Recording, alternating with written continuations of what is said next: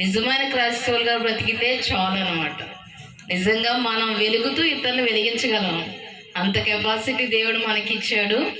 నేను అంటే నిరీక్షణ జీవితం 2 వర్డ్స్ చెప్తాను, నేను ఎక్కువ చెప్పను.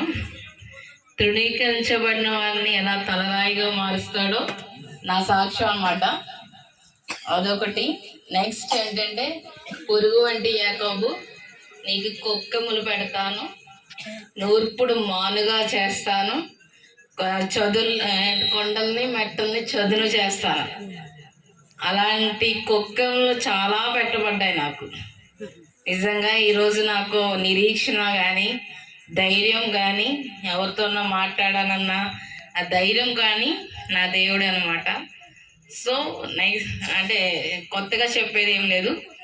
మీరు ఏ రూపంతో పుట్టినా, ఎలా పుట్టినా, ఏ విధంగా ఉన్నా, ఏ విధంగా జీవిస్తున్నా, దేవుడు యేసయ్య మాత్రమే మనందరినీ సమానంగా ప్రేమించగల సమర్థుడు.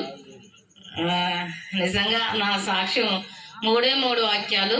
ఒకటే, నేను తృణీకరించబడ్డానన్నాను, దేవుడు ఒకటే అన్నాడు, లేదు తల్లి నువ్వు నా అరచేతిలో చెక్కబడి ఉన్నావు, ఒకసారి చూడు అన్నాడు అన్నమాట. నిజంగా మన డాడీని, మన జీసస్ని తండ్రిగా ఒప్పుకొని చూడండి. డాడీ అని పిల్లండి అంతే.